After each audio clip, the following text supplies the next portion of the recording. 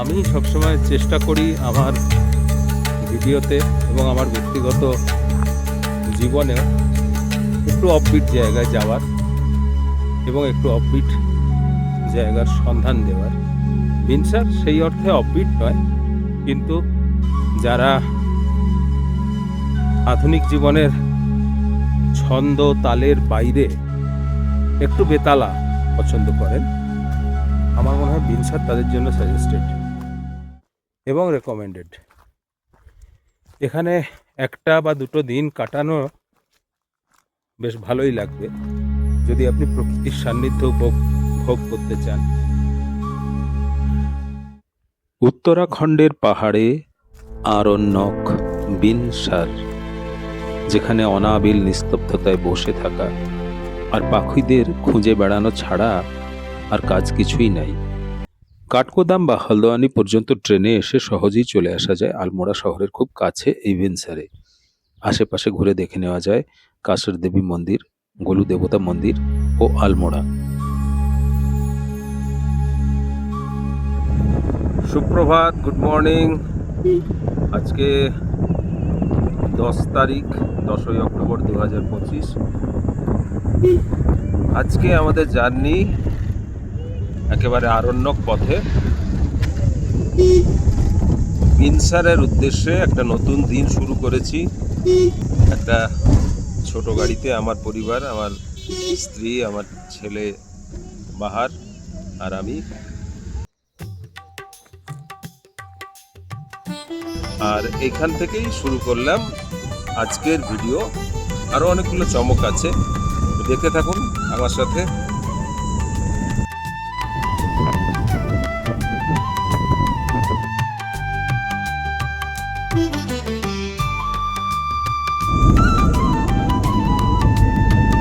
আলমোড়া শহরকে পাশে রেখে আমরা এখন একটু উপরের দিকে যাচ্ছি, সরাসরি বিনসারেই যাচ্ছি। আমাদের চারপাশেই জঙ্গল শুরু হয়ে গেছে, বোঝাই যাচ্ছে যে বিনসার এসে পড়েছে।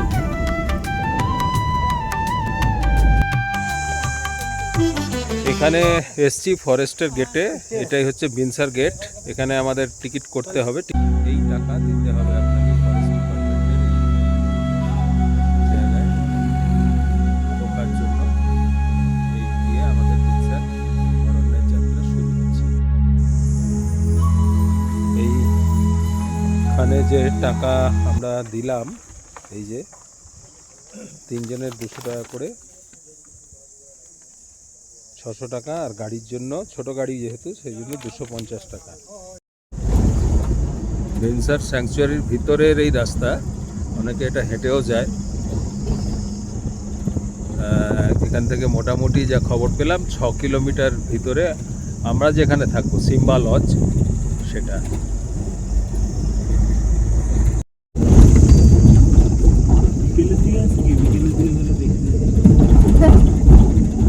এটাই প্রশ্ন এখন যে এই রাস্তা দিয়ে আমরা যাচ্ছি 6 কিলোমিটার ভিতরে, তো এখানে এখন বাঘ কোথায় কখন দেখতে পাওয়া যায়।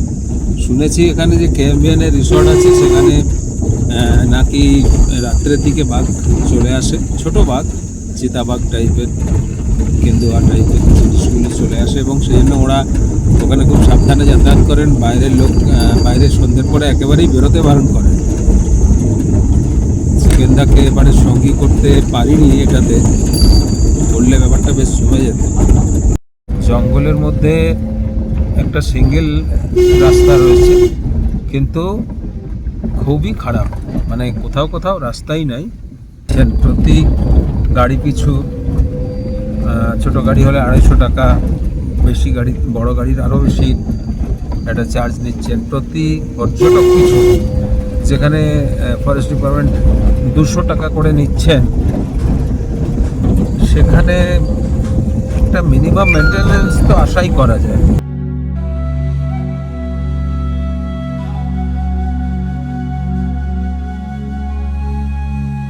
তো জঙ্গলের মধ্যে একেবারে খুঁজেই পাওয়া যায় না এখন অবস্থা। আসলে এটা একটু উপরে ছিল। এই যে যাচ্ছি,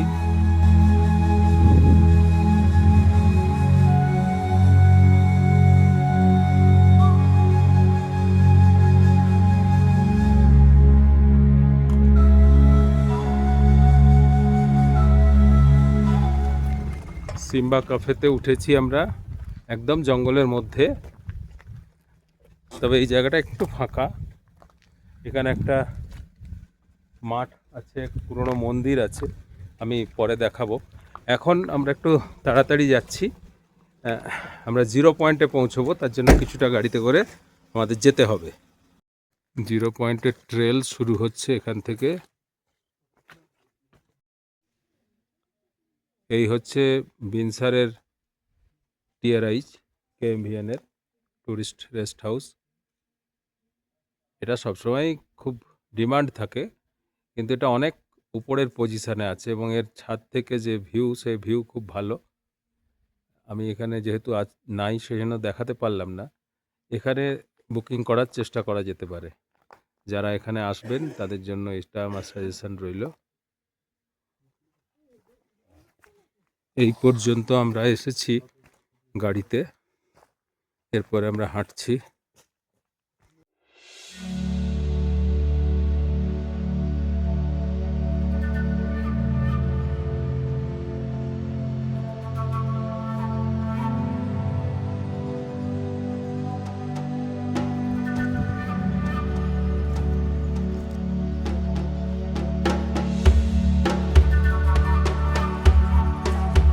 আমরা কোথায় যাচ্ছি কে তা জানে, অন্ধকারে দেখা যায় না। এখনো অবশ্য অন্ধকার হয়নি, কিন্তু হতেও বেশি দেরি নেই। প্রায় 5টার কাছাকাছি বাজছে।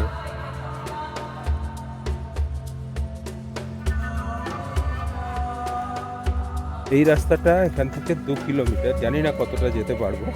2 কিলোমিটার গেলে একদম টপে পৌঁছবো, যেটাকে বিনসারের এরা 0 পয়েন্ট বলে।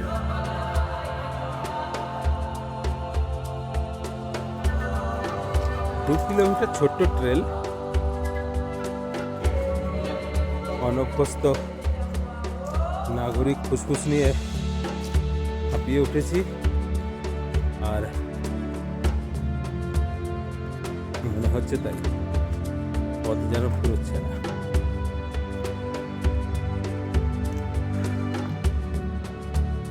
পাঁচটা 12 সামনে ওয়াচ টাওয়ার একটা দেখা যাচ্ছে, ওটাই সম্ভবত 0 পয়েন্ট।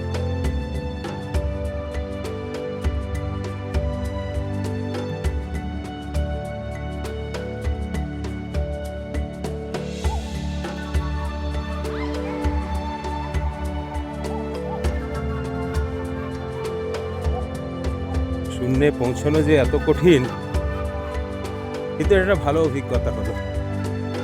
যাই বলুন, 0 পয়েন্ট।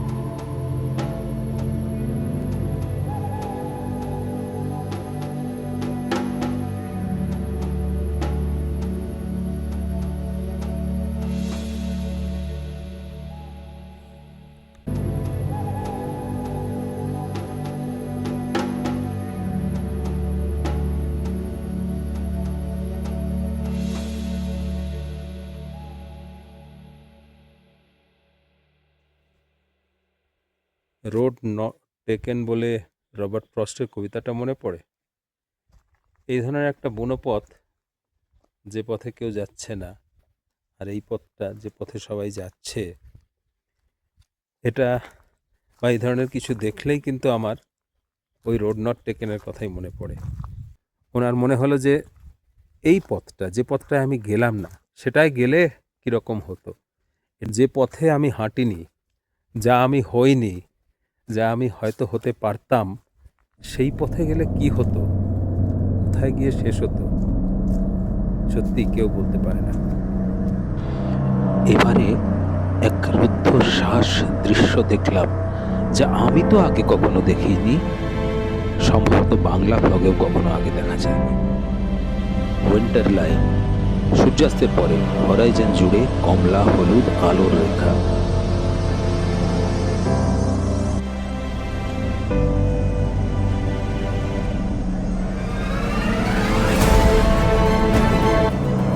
শিল্পা লজে মিক্সারে অন্ধকার নেমে গেল।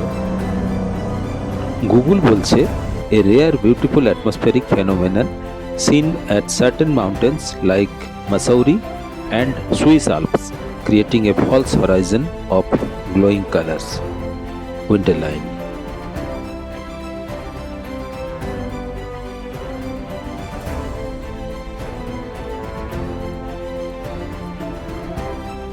কিন্তু ভিনসারে, হ্যাঁ তাই তো দেখছি। আবার দেখুন,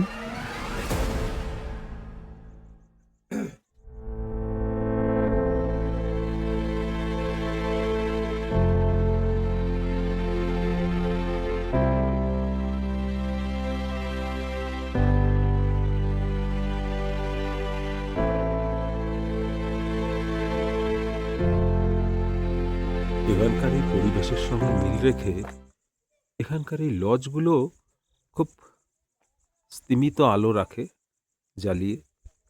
এমনিতেই এখানে বিদ্যুৎ এখনো এসে পৌঁছয়নি,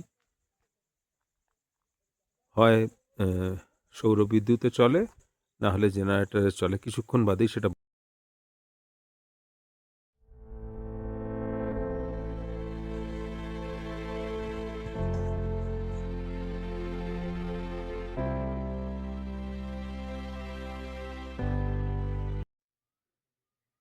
ধীরে ধীরে ভিনসারের সূর্যের আলো ফুটে উঠছে, একটা নতুন সকাল শুরু হচ্ছে ভিনসারে।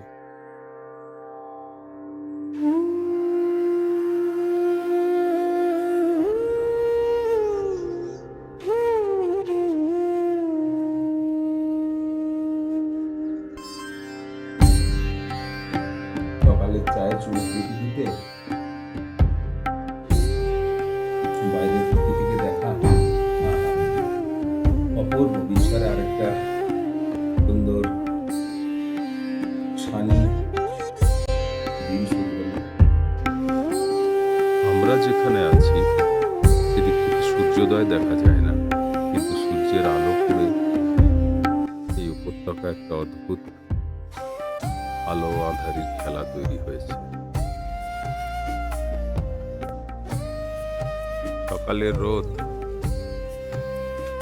একটা ছোট টিলা আছে, তার উপর গিয়ে পড়েছে। কি অপূর্ব না?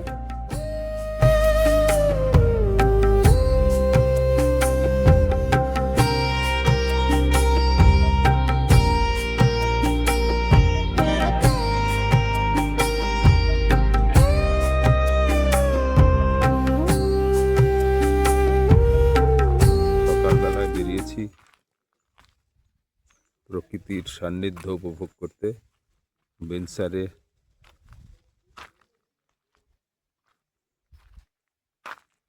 সকালে বেশ ঠান্ডা, উপভোগ্য ঠান্ডা, একটা ছিরছিরে হাওয়া দিচ্ছে।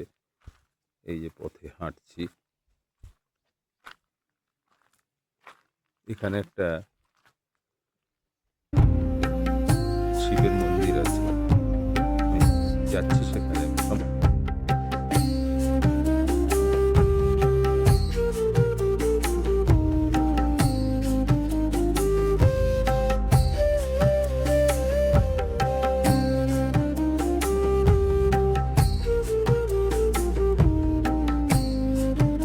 এই ধরনের প্রকৃতির সান্নিধ্য উপভোগ করা, বা বলা যেতে পারে যে একটা শান্ত সমাহিত পরিবেশে ঘুরে বেড়ানো, এটাও বেশ ভালো লাগে। এমনিতে এটা দেখার মতো কোনো বিষয়ই নয়, কিন্তু তবুও একটা ছোট্ট জায়গায় এসে একটা ছোট মন্দির, একটা মাঠ, গাছের ফাঁকে একটু রোদের আলো, ভালো লাগে না?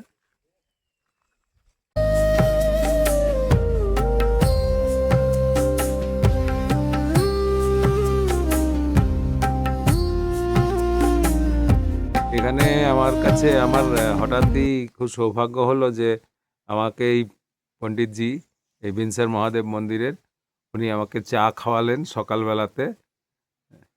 कितने दिन से रह रहे हैं इधर? हम काफी समय से रहे, कई सालों से हैं सर। अच्छा। जी। और अभी पूजा करते हैं, रोज पूजा होती है? सुबह शाम दोनों टाइम पूजा होती ये महादेव का ही मंदिर है है। ना? हाँ, विनेश्वर महादेव ही है। अच्छा। जी। अक्सर हमारे पहाड़ों में जहाँ भी देखेंगे आप शिवालय ही मिलेंगे। हाँ हाँ हाँ। हाँ जी। তো উনি নিজেই অফার করলেন চা, উনিও খাচ্ছেন আমিও খাচ্ছি। এটা খুব ভালো সকালবেলায় খুব সুন্দর একদম লাল চা বানিয়েছেন উনি। Thank you Panditji.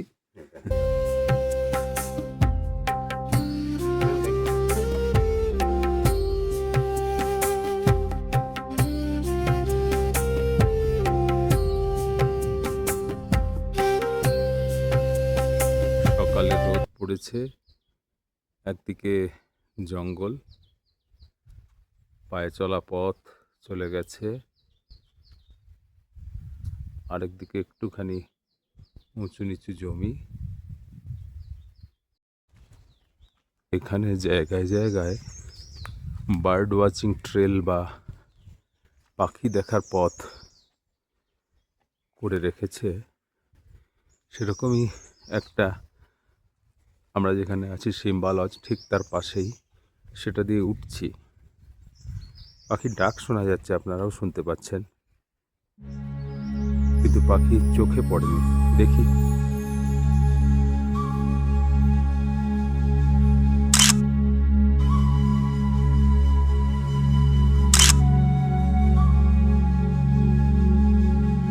অপূর্ব দৃশ্য। আরেকটা জিনিস আপনাদের দেখাচ্ছি, আমি জানি না দেখাতে পারবো কিনা, কিন্তু যদি পারি তাহলে সকালের আলোয় দেখুন কি অপূর্ব হিমালয়ের দিক।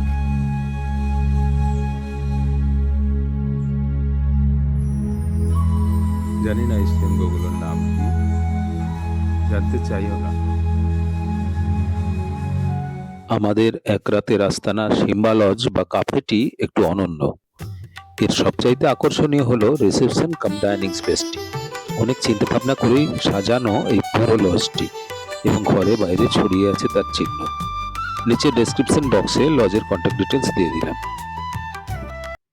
রবীন্দ্রনাথ ঠাকুরের ঘোড়া উপন্যাসের ইংরেজি অনুবাদ। সিম্বা লজের একটু রুম টুরটা করিয়ে দিই। এখানে একটা দরজা,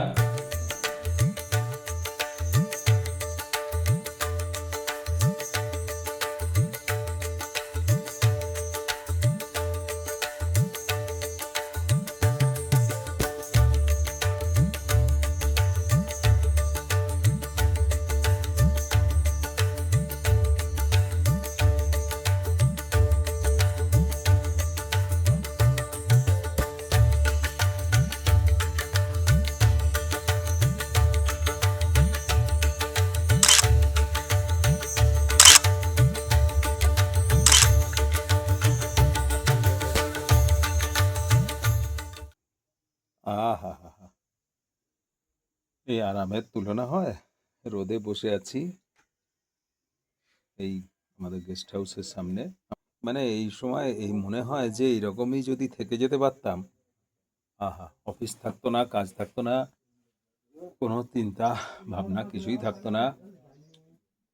এখানে বসতাম, কবিতা লিখতাম, মাঝে মধ্যে আরো কিছু লিখতাম, গল্প টল্প, অনেক প্লট চলে আসতো। এই সমস্ত পাহাড়ের খাঁজে মেঘ, এগুলোকে দেখে বন্ধ হতো না। বিনসারের ভ্রমণ পর্ব, সমস্ত ভ্রমণ ভিডিও আপাতত এখানেই শেষ। আবার কখনো নতুন কোনো বেড়ানোর জায়গা নিয়ে হাজির হব আপনাদের সাথে, আপনাদের সামনে, অন্য কোথাও, অন্য কোনোখানে। ততক্ষণ পর্যন্ত বাই।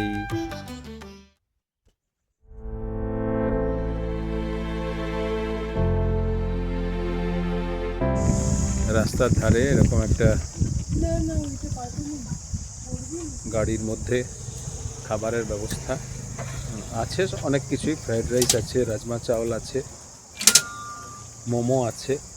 আমরা একটু প্ল্যান চেঞ্জ করলাম, কাশের দেবী মন্দির কাল সকালবেলা দর্শন করব। আমরা যখন ফিরবো এখান থেকে লালকুয়ার পথে তখন দর্শন করব।